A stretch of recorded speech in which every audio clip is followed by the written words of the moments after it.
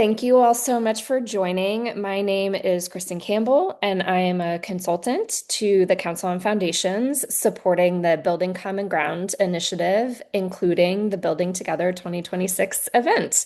I am joined by my colleagues on staff at the Council, Kristen Hoy and Renice Butler, and we are excited to just talk to you a little bit today about Building Together, the annual signature event of the Council on Foundations that happens every other year, and just answer any questions that you might have. So I'm going to run through a bit of information, some of the basics, and then we'll jump into some of the questions that you all have for us. So, what is Building Together? Building Together is an event that is for philanthropic professionals, anyone in philanthropy who is seeking to build what we call the heart sets, mindsets, and skill sets to be able to connect and collaborate across lines of difference. And here's what we mean by that. By heart sets, we mean the desire, the willingness, the aptitude to engage in this way. The mindset refers to the plans, the strategies, the frameworks to be able to do so. And the skill set is really about the ability. So we recognize that one can have desire and not necessarily the skills or the plan, or you can have a plan, but if your heart's not really in it, then that plan might fall a little flat. And so we really think about this as a spectrum, recognizing that everything from the desire to the plan to the ability is an important component, and all of those require different types of skills, different types of values, and different types of supports. And so we focus on, in the Building Common Ground initiative overall, it focuses on building heart sets, mindsets, and skill sets. And this is the networking event and the skill building event through which one of the ways through which that happens. It is taking place in Seattle in May of 2026 at the Hyatt Regency. This is the second time this event has been held. The first time it was in 2024 in Chicago. Now we are headed to Seattle, and we're thrilled to be partnering with our friends at Philanthropy Northwest. So let me tell you a little bit about what you can expect from the Building Together experience. It's about learning, processing, and practicing in real time. We call it a conference because it's a conference, but we try to generate a little bit different of an experience. There's still the programming and the networking. We try to do it in a way that helps people put what they're learning and what they're experiencing to process it in real time and to start putting it into practice in real time with fellow attendees. And so that happens in a number of ways. A couple of modalities that you will certainly be familiar with. There are plenary sessions, there are skill building workshops, there are sessions that are led by peers, highlighting examples from the field. But one thing that's really unique and special about the Building Together experience is we have what we call practice teams. And so I'll talk a little bit more about what those look like in a minute as well. But this is kind of the overall, what you might come to expect from a conference or a philanthropic event experience. So, plenary sessions, pretty straightforward. They are the shared 90 minutes that we will spend each day together over breakfast. We are working really hard to confirm some really amazing speakers for next year's event, and we look forward to announcing those in early 2026. We also have skill building workshops. And what these are is they're about half day, about 3.5, 4 hours. And they are intensive skill building workshops put on by the 10 partners that you see on the screen. Now, what these are is this is really the opportunity to get trained in the approaches and the methodologies of connecting across difference that each of these groups employ. Some of them take very different approaches to their work. Some are very equity centered. Others are very science centered. Some are a little bit of both. Some focus on communication skills in particular, while some focus on facilitation skills in particular. So there's a really robust and diverse lineup of workshops, and you get to choose two of these. So each day you will attend one of these workshops. So there are 10 to choose from. You get to do two, one on each day. We also have peer-led sessions. These are a little bit shorter. They're 75-minute sessions, but these are sessions that are led by your peers in philanthropy, talking about how they build heart sets, mindsets, and skill sets and incorporate them into their practice. So this is where you'll start to see how people in philanthropy take some of those skills, like the ones that you will have built in the workshop, and put them into practice. So really looking at case studies and examples and sharing of toolkits and resources and measurement frameworks that people that philanthropy actually use to put into practice so you can learn a little bit about what this really means and looks like, not just in theory, but in the reality of philanthropic work. And then, as I mentioned, practice teams. Practice teams are a really special and unique component of building together. It's a little bit of a conference family and you go through the conference experience together. That doesn't mean that you have to attend all of the same sessions, but it is a group that we structure to have you meet up with at a couple of different points throughout the conference to just talk about what's sitting with you? What sessions have you been to? What are you reflecting on? What are you grappling with? What do you need to process together with a handful of peers? We had in 2024, when council piloted this for the first time, we had a bunch of people say, you know what? I came in a little bit skeptical about what the practice team was, and I feel like I left with 10 new best friends. 10 new colleagues, 10 new people that I could feel really comfortable calling up and saying, hey, there's this thing that I'm wrestling with or that I'm struggling with. Can we talk through it together? Can we think about it together? And so that's something that started at the conference, but then continued throughout the course of their roles. Something that's new in 2026, some of you who are familiar with the council might know that the council offers a number of awards for exemplary philanthropic practice. And new in 2026 is the Building Together Award that recognizes philanthropic efforts that invest in and adopt approaches that bring people together across lines of difference. We have about 5 days left in the nomination period. And so we invite nominations. The inaugural event or the inaugural award, excuse me, will be presented at the event in 2026. So if your organization or there's one that you're particularly inspired by that does great work to bring people together across lines of difference and support their ability to connect and collaborate, then we invite you to nominate them for this first inaugural award. And you can learn more about this on the website. Talk just briefly about there's a number of different registration options.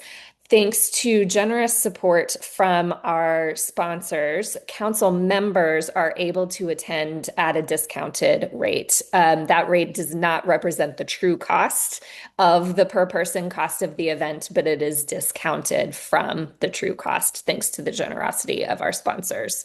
There are tiered registration rates. So the rates vary a little bit depending on the size and structure of your foundation. We do this as a commitment to equity to ensure accessibility to the event for foundations of all sizes. And early bird registration is open now, and that is something you can take advantage of through January 15th. Regular registration will run from January 16th until April 9th, and then registration rates will increase after April 10th through the deadline leading up to the event. We do have a handful of Bridge Builder scholarships, which are available to council members, particularly from small institutions or institutions that might not otherwise be able to attend the event, and you can apply for a scholarship through December 8th. So we've got a couple more days on that. So if you do need some financial assistance, we encourage you to check that out, and information for that is available on the website. Now, some of you might not be council members, so we have some additional registration options that are available. And again, rates increase after April 10th for these as well. So if you are a Philanthropy Northwest member, we are so grateful and thankful for our partnership with the Regional Philanthropy Infrastructure Organization, Philanthropy Northwest. If you are a member of Philanthropy Northwest, but not a member of the council, you can take advantage of discounted conference registration rates through January 15th. After January 15th, Philanthropy Northwest members would pay, who are not council members, would pay the non-member rates. If you are interested in becoming a council member, my colleague Renice and Kristen on the call can help direct you to the right folks, and you can email the address on your screen if you're interested in taking advantage of council membership and getting some of those rates. And also, something new that we have in 2026 is we're experimenting with funders bringing some nonprofits to the event. This is still a funder-focused, philanthropy-focused event, but we recognize that a lot of times funders have really close nonprofit partners that they work with basically as extended members of their team. And so we've opened a nomination process for for funders to bring along a nonprofit partner with them.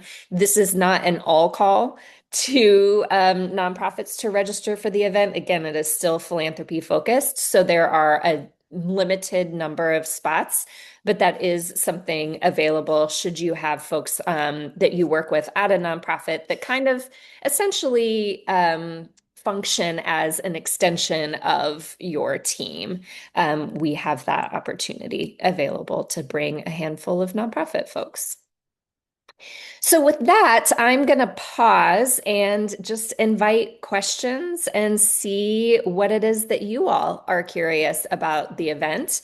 I want to thank and appreciate the sponsors of Building Together. And here, I'll leave this up for a second while we start to transition towards questions. But this is the QR code that you can scan for registration information. And again, most of what I just went over is also available to you on the website, but happy to answer any questions that folks might have. I am going to open up the chat.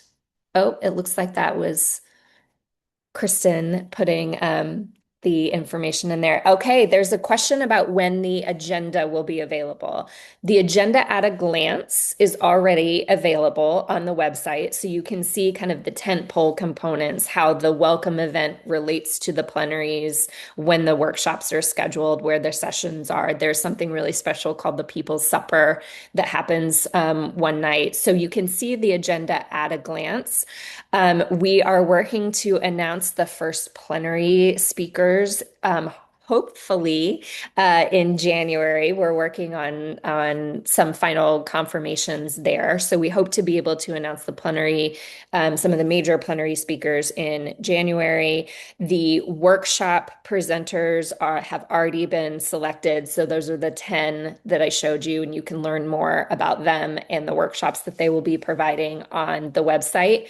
And then we next week will be finalizing the roster for the peer-led sessions. So we'll be prepared to announce those early in the new year as well. So thanks for asking. There's also a question about, and y'all can also unmute if you want to ask these live, but I'm also happy to take them in the chat.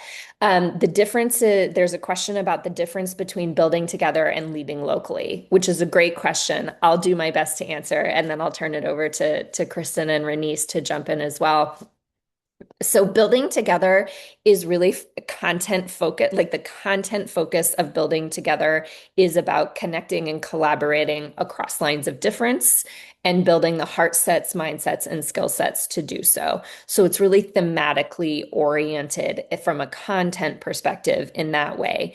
Leading locally is about place-based philanthropy. And so while those are not, they're certainly not mutually exclusive, there's lots of overlaps and there's lots of ways that the work of connecting and collaborating across difference touches down in specific places. It's not necessarily about the place, it's about the methodology or the approach, for lack of a better word, of connecting across difference. And the way that the council has an event every year, on even years, it's building together, and on odd years, it's leading locally. So it's a little bit of a rotation between the two because, again, we recognize that they are not mutually exclusive. They're related to each other in a lot of ways, but we come at this from a little bit different of an angle. Kristen and Renice, anything that you would add? I would just add that Leading Locally is our larger event. We usually see around 1,000 people, and Building Together is a bit smaller. We're expecting to see 500 to 600 this year. Um, and those two special things that you talked about, the People Supper and the practice teams, are unique to Building Together. There may be some things that you see show up in both events that we really enjoy being able to offer, but those are things that you'll only get at Building Together. Great. Thanks, Kristen. I also see a question about if it's too late to give a workshop. For 2026, it is. The workshop providers have been selected for some time now. So we are set for 26. Every workshop provider, I believe, except for one, maybe two, is new in 2026. So we have two repeat, I think it's two repeat performances from 2024 of two organizations coming back. But the other eight are brand new. And so that's to say we will probably have a new slate of workshop providers in 2028. So if you want to be on the list or the roster to start thinking about the next Building Together conference, you can reach out to conferences@cof.org. That goes to Renice, and she'll be able to connect you with the right folks to think about workshops for future conferences. We also did an open call for the peer-led sessions, and we received, ladies, correct me if I'm wrong, I want to say it was like 89 maybe proposals, something like that. A very high number of proposals to submit a peer-led session, and we will be accepting about 30 of those, and we'll be announcing those early in the new year as well.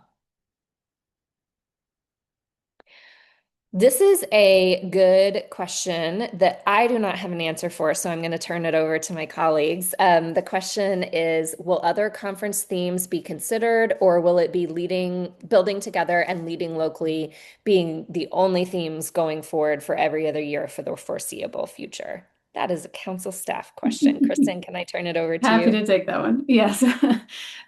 So we came out of the pandemic and established a strategy, a vision for what we wanted our larger events to be. And so we've nearly gone through two of each. So this is going to be an opportunity for us to look at that and ask some questions about, is this working? Do we like this? Do we want to continue this pattern? We will likely do at least another round of this pattern, but these are the kinds of things that organizations always need to be open-minded about, hearing feedback and exploring what best meets the needs and interests of our attendees. So not an answer exactly, but something that we're always watching. And I would assume, Kristen and Renice, that as a membership organization, membership network, you all are always looking for feedback from members about what would best suit their needs to help inform decisions like that. So if you have strong feelings about the direction and focus of council's programming, I certainly invite you to reach out to your membership contacts and share that feedback with them or with the conference team. I should have mentioned Kristen Hoy. While I'm a consultant to Council on Foundations, Kristen Hoy is the director of events for the council. So she's a great person to talk to about that as well. Other questions that folks either want to put in chat or verbalize live?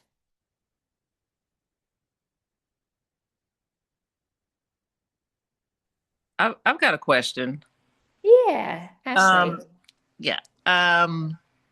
When you all the theme or the goal of bridging across difference, how do you all establish what that difference is? Right. Like I've been in philanthropy only about a year or and a half or so, and I don't really see much like I'm not really coming across like widely different people. And so I'm just wondering like how do you all what difference are you trying to bridge? Which differences?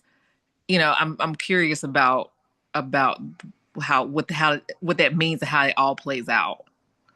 Yeah, that's a super fair question. So the way that we think about difference is in all sorts of dimensions. I think one of the defaults that people often think about, particularly in this time, is political difference. That's certainly one. There's also differences across race and gender, across other axes of identity and lived experience. There's also rural and urban and national and local. And so it's really about just helping people connect with those who are different than them. And how we've come to talk about this is building the skills for the world that we're living in, recognizing that a lot of us we have different identities, we have different life experiences, we have different cultural experiences, we have different professional experiences, and we need to learn how to engage with those in ways that are productive in all dimensions. And so some of the sessions and some of the speakers will speak to things like connecting rural and urban communities and kind of bridging being used as a broad term here, but bridging urban and rural differences. Some will be very racial equity focused and focused on cultural competencies and racial equities. Others will be explicitly about helping people connect across political ideology and how we manage political difference. And so there's not one way to answer your question. It's just really recognizing that diversity is the reality that we are living in. It's a fact of life. And we want to be able to help people build the heart sets, mindsets, and skill sets. So the desires, plans, and ability to be able to engage different in ways that are productive and constructive, knowing that that looks a little bit different for everybody in any given context. Does that answer your question, Ashley?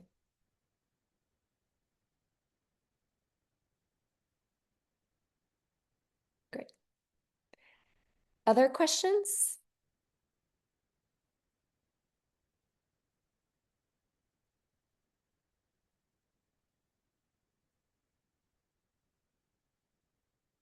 All right.